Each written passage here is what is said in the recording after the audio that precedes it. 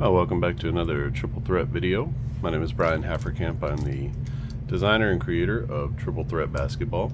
And in this series, I want to go through maybe some of the options that you can quote-unquote turn on and off. So I built most of my games to be games that you can sort of take or remove any of the kind of extra options. You might think of them as advanced sort of gameplay or things like that, but really you can mix and match to create the game that you really want to play. If you like more detail in some areas but you want less detail in others, just like a video game, you should be able to sort of turn those options on and off. Or even play with some, one quarter or one half or however long you want to, and then just kind of flip the switch and be able to play a different way. So in this first video, we're going to talk about the passing feature, which I think is trips people up just a little bit, but it doesn't have to. If you just kind of think, if you know basketball, a lot of these options are going to make some sense, and I try to be very sensible, in the way that I play or in the way that I create these games. I'm really thinking through, like, how is basketball played, how is baseball played, how is football played, and then just walking myself step by step through each of the different parts of a play. And once I have those parts of a play, I can decide, do I want to highlight this part? Do I want to kind of slow the game down so that you see the detail here? Or is this a part that can be glossed over and you still sort of keep the flavor of the game? So passing is one of those things that you can pass over, pun intended, in a game, and it's okay. Like, you can just assume, kind of like an animation, as what they call keyframes. Those are the key moments of each one, and then you do all the drawings in between those two keyframes to get the character from one place to another, right? So the actions of rebounding, shooting, blocking a shot, that kind of stuff, creating a turnover, those are sort of your keyframes. And then there's a lot of stuff that happens in between that you may or may not want to show on a tabletop game. I mean, obviously in a video game you get a chance to play those out and see those played out, and there's a computer that's making a lot of decisions for all the other players on the court and what they do in between those sort of key moments, but you control the one player. In a board game, you don't get those opportunities necessarily to do that. Everyone is sort of standing around until some action happens, and then magically they're in the play, right? And guarding someone or doing these different things. So it takes a different kind of thinking to think about these things. So the typical passing action comes through our set offense and our fast break offense. So when you decide who has the ball, let's say, let's just give a good roll. So on this play, our power forward, or small forward, is going to have the ball. I'll get my marker here. So our small forward is Carmelo Anthony, and he's going to have the ball. And let's say this is on after a made basket, so he's walking the ball up the floor. If Carmelo Anthony, and for my dice, it's this is the sort of action die, this is defense, and this is the shooting. So for Carmelo Anthony, an 8, let's say this is a 2. He's got a 2, and on the first line of the possession, he is supposed to pass to the shooting guard. Now, typically what I do is, as long as the pass is here on this side, I just let it go. He's made the pass completed. So that's one way to play, where you don't check the player's passing column at all. So because each player, they have this column here, this first column, and that's their passing column. For most players, it's going to be a 1 or a 2 as a steal or a turnover. You occasionally get a player like Gary Payton here who only has 1, chance for a turnover. Who's great at handling the ball. The way I figure that is through the player's turnover percentage. So if a player has around a 20% turnover percentage, they'll get 3 turnover chances.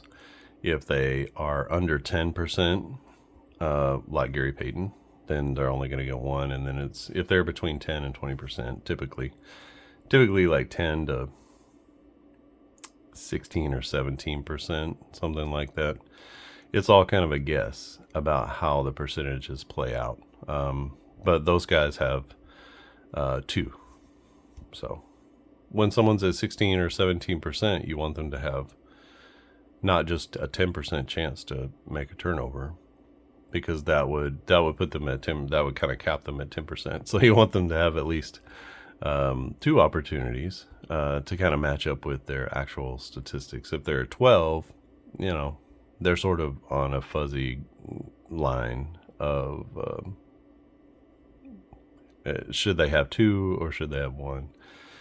If they have less than 10, obviously 10 is going to be sort of a max out for them, because that's more than their actual percentage. And so over time, you're going to wind up around 10%. So it's not very often you get a guy with a less than 10% turnover percentage. Sometimes these big men do, because they just don't touch the ball as much. You'll find that the guards, if there are some with 3 turnover possibilities, they're guards because they just handle the ball more. So here we have a pass. So we have a pass to the shooting guard, and right now he's being guarded tightly. So I play it a lot of times where these don't matter at all. So if it's on this left side here, if it's right here, then that's just an automatic pass. Everything is good, no issues there. That helps us speed up the game, but it abstracts it a little bit, because there is defense being played, and on a pass, the defense has an opportunity to make the play. And when I play like that, I notice that my turnovers, steals, everything is pretty low. So if you want more realistic gameplay, then this passing column needs to come into play every time. And the way that you can do that, there's 2 different ways you can do that. One is if the player is tightly guarded, then you would check his column here. And so it would be an 8, and an 8 is a good pass. There's no turnover or steal or anything like that. Only if it were a 2 or a 1 for Carmelo Anthony would it be a turnover. So you can play it that way. You can play it where it doesn't matter about the defense, and really anytime there's a pass, you just roll to see, was it a good pass? So that's going to give you the actual level of detail that you're looking for, because on every single pass play, there's an opportunity for the defense to make a steal or to have a turnover. And in order to get yourself to, most teams in the NBA turn the ball over anywhere between 12 and 18 times a game. So you're going to have a lot of opportunities, because that's really the only place that you have a turnover. So if you're not checking against the pass, your turnovers are going to be really low. And so these are 2 turnover opportunities between a steal and a turnover. So depending on what you want in the game, like what do you want to get out of the game? What numbers do you want to be more realistic? That should lead you to, quote, turn on and turn off different features. Okay, especially as it comes to the passing. So I did play a game where I only checked it if the player is tightly guarded on a pass.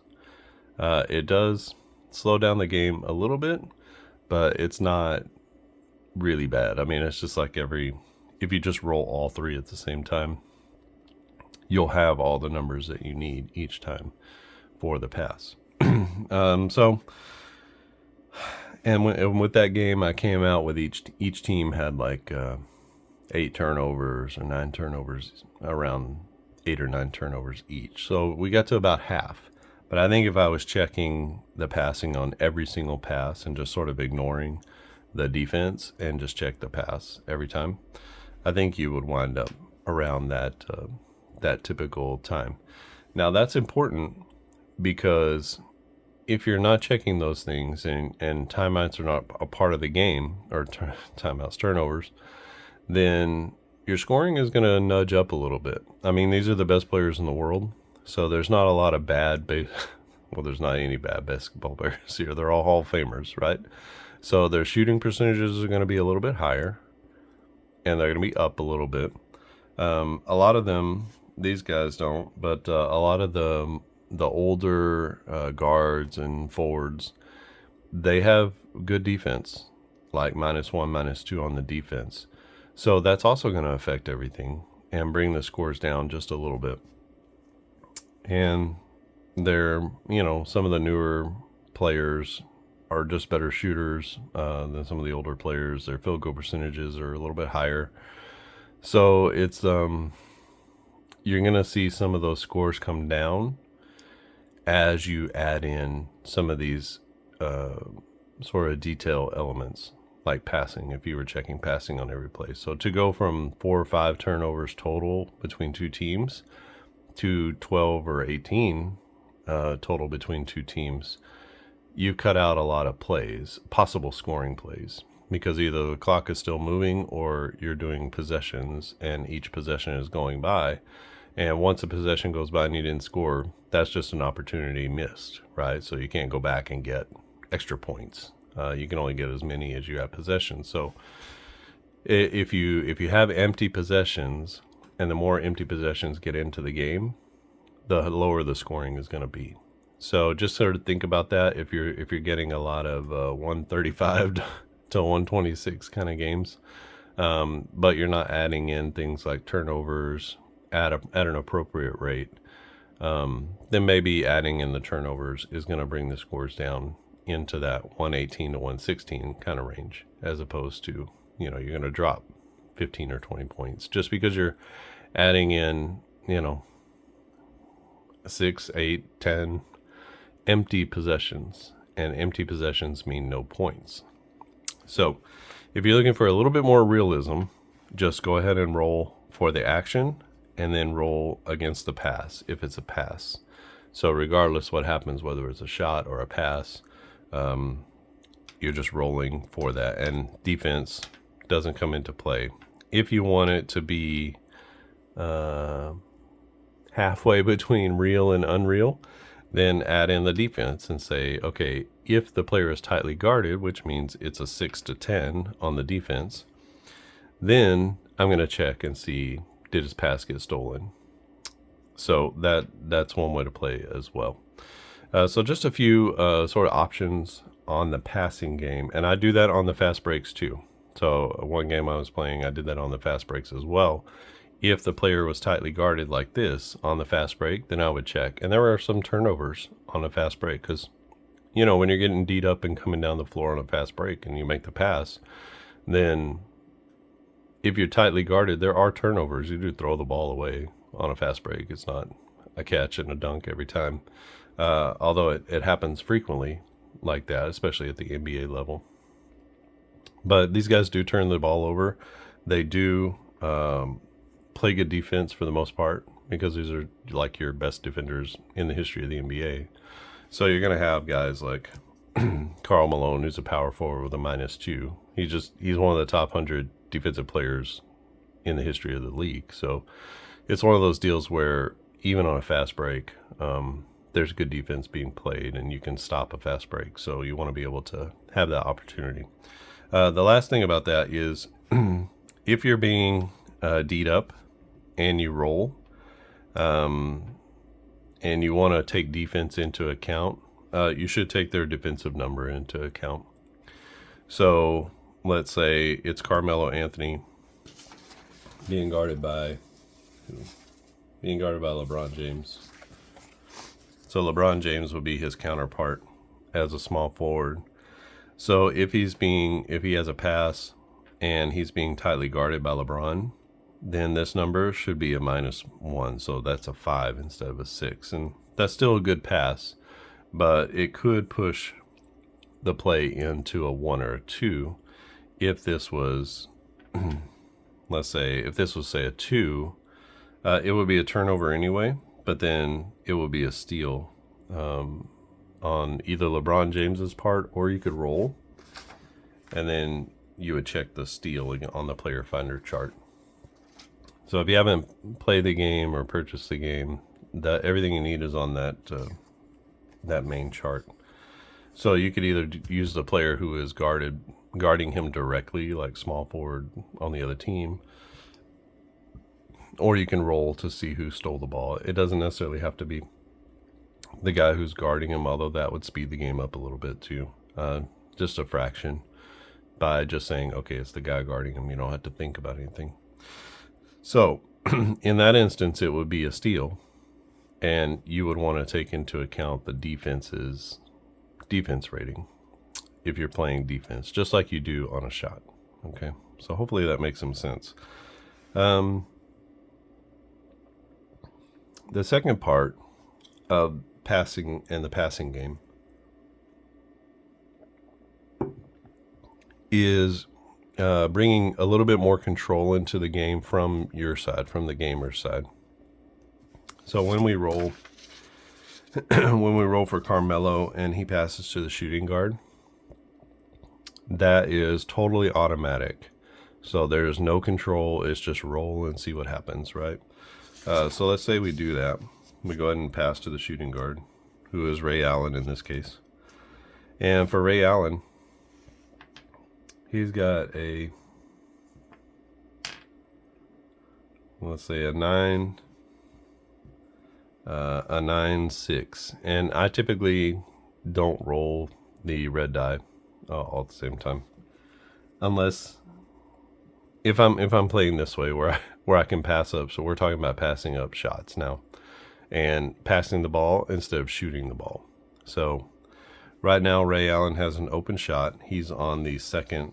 This would be our second roll. So he has a 9. That's going to be a 3-pointer. I don't know if you can see that or not. So that would be a 9 or a 10 is a 3-pointer for the shooting guard on the second roll. Excuse me. And he is guarded, right? He's being guarded by the other shooting guard, which we'll say in our instance is Steph Curry. So Steph Curry is guarding Ray Allen. He's tightly guarding him. Steph Curry, it doesn't matter. So this is basically just going to be a straight up 3-point shot. But maybe you've got a guy who's not a great 3-point shooter. Maybe it happens that it's someone like Gary Payton, who's somewhere between a 25 to 30% 3-point shooter. He's not a great 3-point shooter. Ray Allen, on the other hand, is between 30 and 40%. So if you have a guy who he gets the ball, and even if he were open and he's not a great 3-point shooter, or you just want to take more time off the clock, there's a lot of different reasons why you would want to pass up a shot. Maybe you don't want to just take the time off. Maybe you need to get back into the game, or you need to not miss a bunch of shots to keep the other team from getting into the game. But you can pass up the shot. And on here, it says on roll number 1 or number 2 of the possession in the set offense, or roll number 1. You can do this on the fast break as well. The player with the ball can refuse to take the shot, or you can force him not to take the shot. That's another way to look at it. Then choose another player to pass the ball to and roll against the pass column on the passing player's card. So let's say Ray Allen is covered up. He's at the beginning. We need to take some time off the clock. It's not a high percentage shot compared to some of these other shots, either driving to the basket or for a lot of these bigger guys, posting up for Karl Malone is a higher percentage shot than a 3-point shot, even for Ray Allen. So we're going to pass to Karl Malone. So we set our player we're going to pass to, and then we pass the ball. And to pass the ball, we're going to use just our I use the red die for my sort of action die when I'm taking an action or deciding, is the shot good or not, that type of thing. So anytime I go off of this card, I'm using a red die myself, but you can decide. It can be any of them, honestly. So we roll a 5, and a 5 in that instance. Ray Allen had what was it? He was a 9 and an 8, I believe. So he has a shot. He's heavily guarded, and then we roll a 5. But the 5 is not for the 3-pointer. The 5 is for against his pass column. So the 5 is going to be good. That's a good pass. And then for Karl Malone, we would use this last column, or this last row here, for Karl Malone, and he would have to take the shot. And then whatever happens with that, we would take the 25 seconds off. So that's one way that you can pass up a shot. So you have a shot, whether you're open or guarded, it doesn't matter. You as the gamer can just say, I don't want this player taking a shot here. I want him to pass the ball. And when you pass the ball, then you look to see, this one is not in play anymore, because you're deciding to ignore whatever the result was here off of the set offense row, whatever that row is. You're ignoring that result, either a shot or a pass, and instead you're looking at, is he heavily defended or not?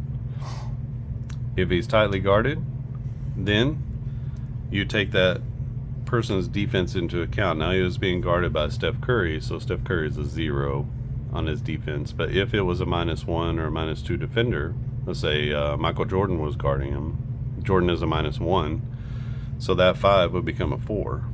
And the pass is still good, but you could see where a good defender could push you into a 1 or 2, and then that would be a turnover, right?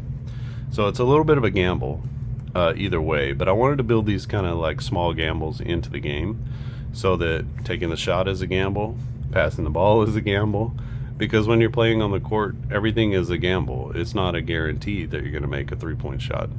Although Ray Allen makes a high percentage of 3-point shots, or he did. He also completes a high percentage of passes, but there's always an opportunity to create a turnover. Even with Gary Payton, who has a very low turnover percentage, it's not 0. So he does turn the ball over occasionally. And so you need to have that opportunity built in there. There has to be a little bit of a risk for doing different actions on the board.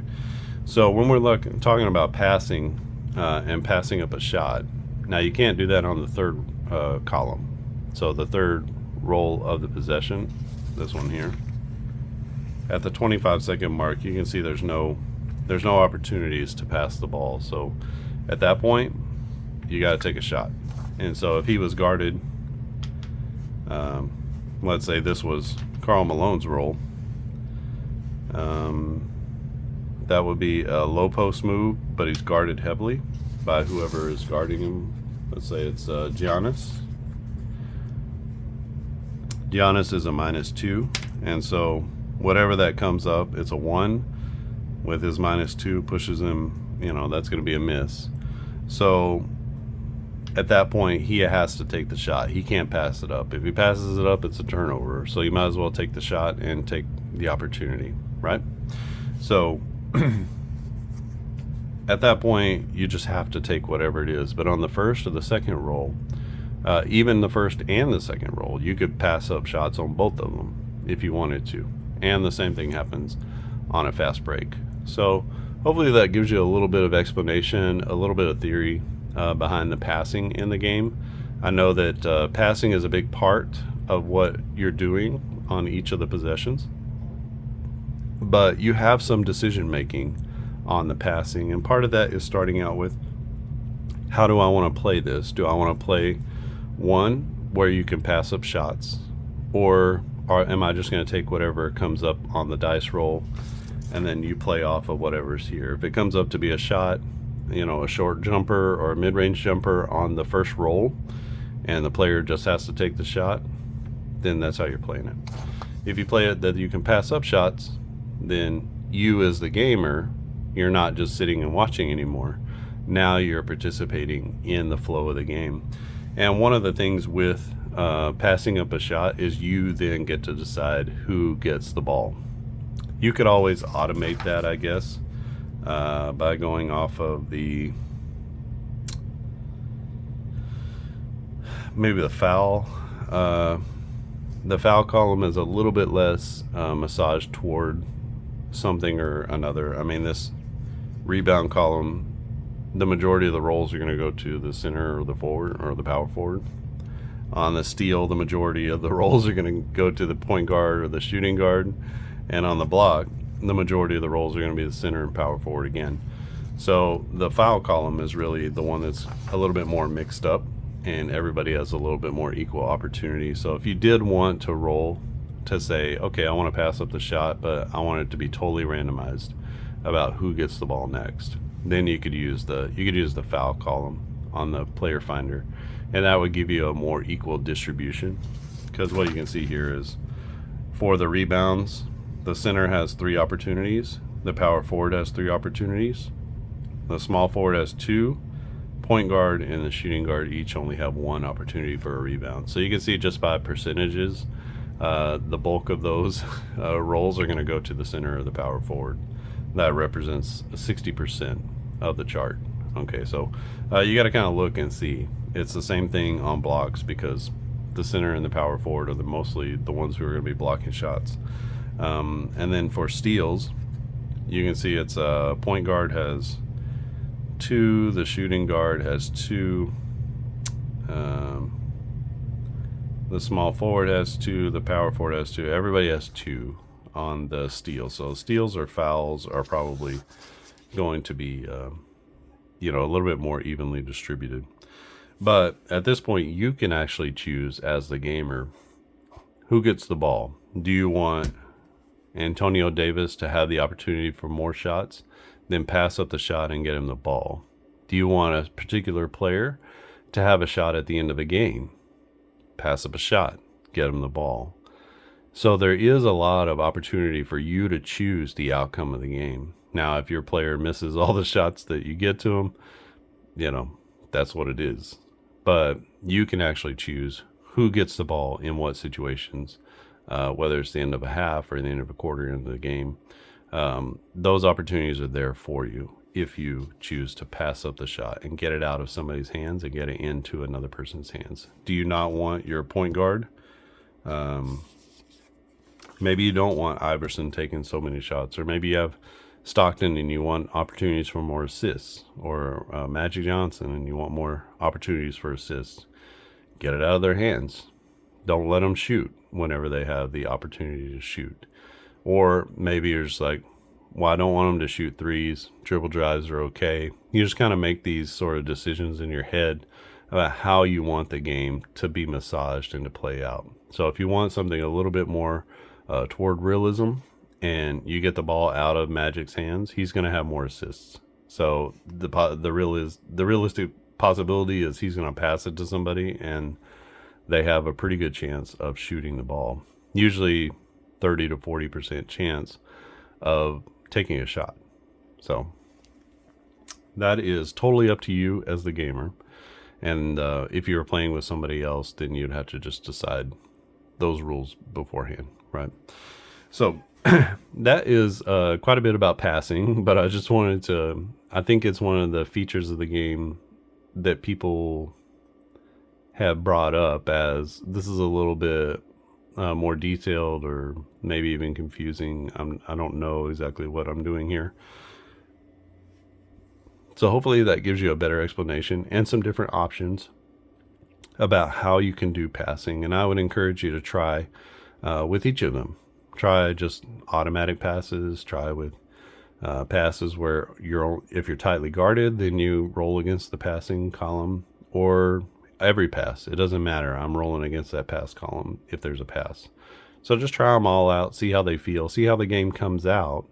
If the game comes out the way that you want it, then maybe that's a mechanic that you need to sort of tick to be on when you play the different games. And then I think as you play it a little bit more, you'll come to understand, okay, I like having this in the game. I don't really care about these things, so I don't really want to turn these things on, quote unquote, on. So it's just an opportunity for you to sort of massage the game and make it exactly the way that you want to. So that's again, one of the goals that I have as a designer is to give you as many options as you can with just the basic or the base game parts. You know, you're not doing anything different, right? It's just, do you look at one or two or three of the dice to see what happens on the play. But everything is built in for you to be able to play it to the max, or it's built in for you to play it medium, or it's built in for you to just sort of ignore certain things and the gameplay still happens. So hopefully that frees you as a gamer to make some decisions. Maybe you don't want to play one particular way until you get to the last couple minutes, and then you want the ability to pass up a shot with the game on the line, and you want to get it into MJ's hands in the last minute of the game or the last 5 minutes of the game. You want him to take more shots to help get you in the game. You can pass up shots anytime you want to.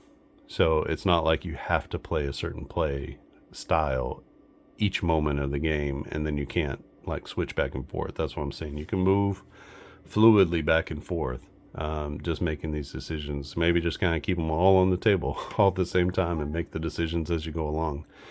That is totally fine. You play the game the way you want to play, and I'm just trying to give you as many options as possible. And I think with all the options on the table, then you've got some real things going on. Maybe you want to play particular players. They have to pass the ball. Point guards have to pass the ball. Or you want to play it so that certain players never pass the ball. They're always shooting. Whatever you want to do, man. It's you just play the game the way that it makes sense to you and the way that it's going to be the most fun for you. I'm just trying to give you some options to be able to do that. So if you have any questions or comments, you leave them down in the comment section below.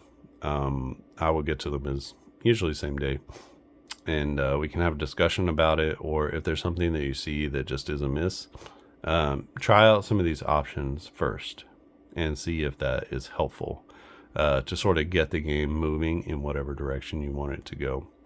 If one of the best ways to help the game is to click the like button and to share this video with your community. Share it on Facebook, share it on the Delphi forums or whatever, and just let other people know about the game. I'm only one person and I have a life, and so it's, you know, I'm not a marketing machine. So, you know, the more people that you help me, you know, get this game in front of, the more it's going to get out to the community. So I do count on those who have bought into the game, literally and figuratively, to help to spread the game. If you like it, tell other people about it, because I think it's a really cool and unique game. The cards look beautiful, and it's an opportunity to, like Rod over at the Rod's Tabletop Hoops channel said, you know, it's more of an arcade style game, but there are a lot of sort of detail elements in it if you want to get down into the weeds and do some more detailed kind of work with the game.